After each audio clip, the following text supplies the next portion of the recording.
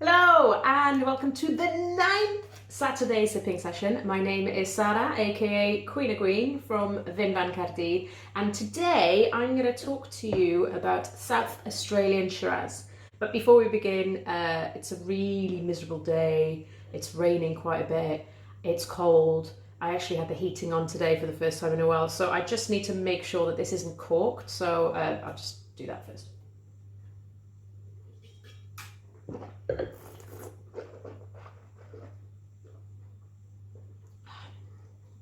Yeah, it's fine. Shiraz, also known as Syrah in Europe and South Africa, tends to make wines that are really full-bodied and chunky with loads and loads of fruit. But depending on the region and the climate, they can vary a little in style. For example, in cooler climates such as the Rhone in France, Western Australia, and cooler sites in Chile, so high altitude sites, these wines tend to have more savoury flavours of olive, red plum, green peppercorn and cocoa powder. In warmer climates like California, Spain, South Africa and of course southeastern Australia, you'll find darker fruit flavours like blackberry and blueberry, sweet tobacco, chocolate and baking spices. So essentially, the warmer the climate, the jammier the flavours.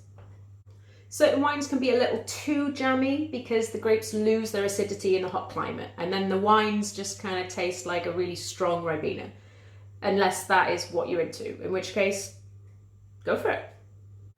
Australian Shiraz tend to be full-bodied, intensely fruity with dark fruit flavours and earthy, spicy notes. Now, this one is from southeastern Australia, which covers all of the following regions. So you start off here with Tasmania, Victoria, New South Wales and Queensland, all here in southeastern Australia. So any wine with the southeastern Australia geographical indication, or GI, can use grapes from any of these regions. And that basically means that they can blend grapes from mass-produced areas with grapes from maybe more premium sites in whatever ratio they want, creating wines varying from something really simple and fruity and easy drinking and cheap to something more concentrated and complex and a little bit more expensive. It all depends on what kind of style and price point the winemaker is after. If you want to treat yourself to a region-specific wine, look out for Barossa Valley, McLaren Vale, Clare Valley and Hunter Valley. The smoky, spicy fruit flavours of Shiraz go well with anything that you can throw in the barbecue or any kind of smoky flavour in general. We actually shared a brand new recipe from Bowley's Kitchen earlier on in the week, and he shows us how to make a smoky sausage and whatever's left in the cupboard casserole. So if you haven't already done so, go check it out. If you, like me, are a fan of Shiraz, then you'll probably also like a Cabernet Sauvignon, a Côte du Rhône and Spanish Reds because they tend to blend a lot with Syrah or Shiraz, whatever. You know what I mean. So the wine I'm going to be reviewing today, and the wine that I've been secretly drinking in between takes, is a 2019 Jamshed Shiraz, bit of a tongue twister there. This was from Asda and it cost around £6-7. It's 13.5%. No other information on the bottle, apart from the fact that it says Jamshed, so we're expecting it to be quite jammy. Now, appearance-wise, it's quite a deep ruby colour, again, what we're expecting. And I don't know if you can tell, but these are some chunky, treacly legs. They're taking ages to go down. Oh yeah. Now, on the nose, you've got tons of blackberry jam. You've got black cherry there, just loads of dark fruits, bit of plum.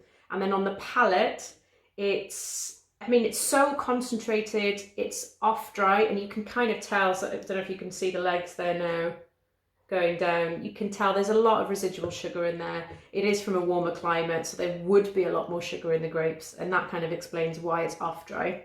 It's full bodied.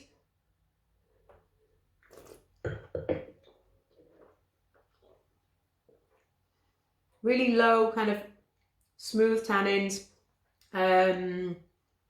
medium acidity, surprising, but you've got really strong flavours of the blackberry jam, of dark cherry, plum. You've got some spice there as well. There's a bit of smokiness, touch of vanilla, and then short, medium-y finish. So it is everything that I basically expected from a Southeastern Australia Shiraz. I'm going to be honest, it's not my bag. It's not something I would usually go for. I really like my wines to be dry, and this is a little bit too much like drinking jam for my liking, but I know a lot of you like that sort of thing, and it is okay to like what you like.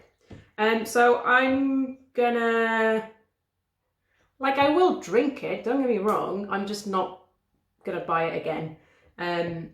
Although I'd say it is probably worth around £6, but I wouldn't pay any more than £6 for this. So there we go. If you don't like savoury reds or reds with that drying sensation, so reds that are quite high in tannins, then go for something like this. This would probably be right up your street. So there you have it. I hope you've enjoyed this week's Saturday sipping session all about Southeastern Australia Shiraz. That's a mouthful. Don't forget to share what you're drinking, cooking, eating, pairing your wines with. We always love to hear from you. Next week we'll be doing a very special Saturday sipping session, so something a little different. Hopefully we'll get to share some really exciting news with you. So keep an eye on our social media. We are on Facebook, Twitter, Instagram, and on the YouTube. So follow us at Vin Van Cardi. Until next week, stay safe, stay dry, and drink your wine at home. Iechyd.